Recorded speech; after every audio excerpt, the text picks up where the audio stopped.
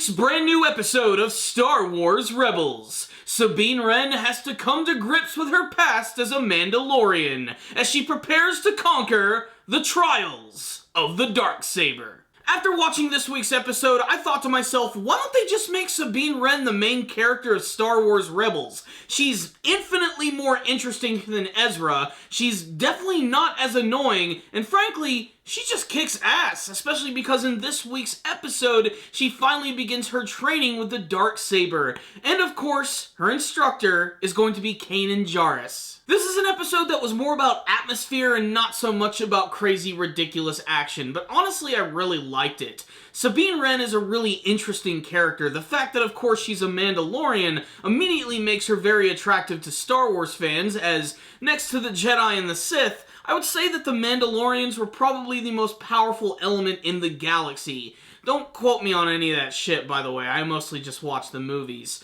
What I will say is, she really proved why she's such a competent warrior in this episode, while also sort of having to conquer her own demons. Wielding a weapon for Sabine is no problem. I mean, she's proved in the past that she's got the skills to pay the kick-ass bills. She can use any type of weapon, whether it be a blaster, a blunt object, or a big ol' freaking knife.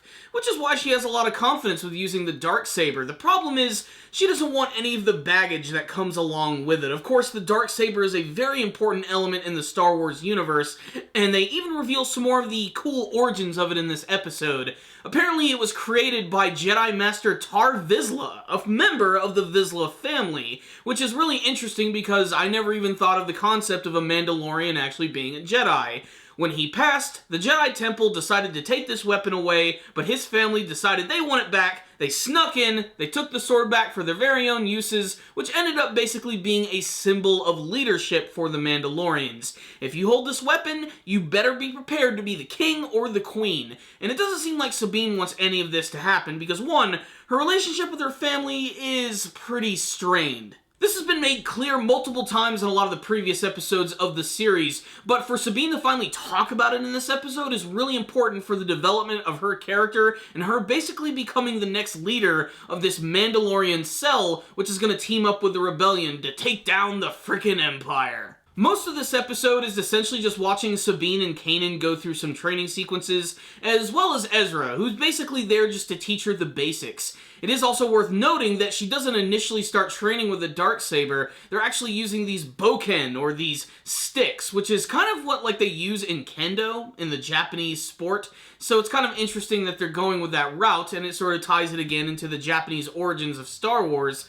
But what's also interesting is that the reason they're doing this is because Kanan doesn't want to just hand her the Darksaber, because she's probably just going to end up cutting her arm or leg off, or worse. As you can guess, this completely pisses her off, and for most of the episode, she's basically just angry.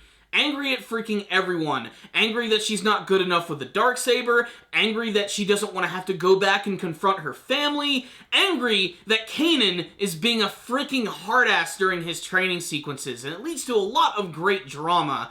But by the end of the episode, she finally decides to return, accept his training, and that's when she gets to wield the Darksaber. And we get this fantastic training sequence where they go through all of the different forms, and little by little, she starts to reveal what her deal is with her family, why she can never return to them, how the Empire basically sold out everyone, how she can't return to them because they basically just see her as a traitor. It's at this moment that she takes charge of the battle, starts kicking Kanan's ass, breaks down, and then eventually rebuilds herself, setting her up as the next great Mandalorian leader. The scene where they all take a knee in front of her is fantastic. I especially loved the line from Kanan, where he's mentioning that even if your family won't accept you, everyone here will, and they'll go with any decision that you decide to make. It's a really humbling moment, and frankly, it's just epic in that old school sort of Star Wars way. So what's the rundown on this week's episode of Star Wars Rebels? Did you catch that little Bendu cameo in this episode? I thought he was going to be important to the training of Sabine, because in many ways, she's very much like the Bendu. She's in the middle, you know.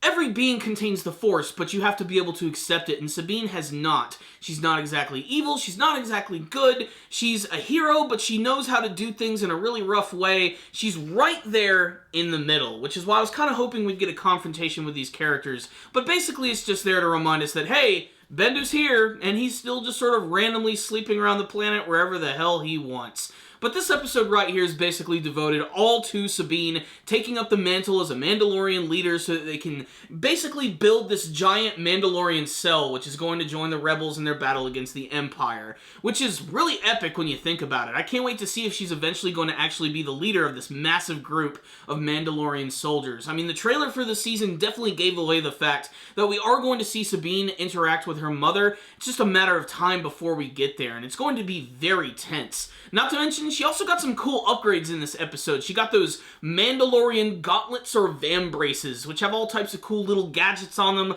like a grappling hook and things you can knock out people with, like saber darts, and this like big like shockwave ability that she actually uses against Ezra. It's pretty exciting stuff, and she actually sort of one-ups the Jedi in one scene where she actually loses the Darksaber, uses the grappling hook to pull it back to her, igniting the blade all at once. It's an epic moment that shows that the Mandalorians are just as competent in battle as the Jedi or the Sith. Aside from all the cool training sequences we got from this episode, the best thing about it for me is just getting some development for Sabine, seeing her mature, seeing her accept the fact that even though her family might have abandoned her, she does have a family with the Ghost crew, and she's going to do anything she can to preserve that, including actually taking up the mantle as the leader of the Mandalorians and taking the Darksaber. She's just afraid of the path that it might take her down, which is understandable, but with everyone behind her, she truly has grown as a super important character in the series. I mean, we're looking at what is quite possibly one of the coolest Mandalorians since Boba Fett, in my humble opinion.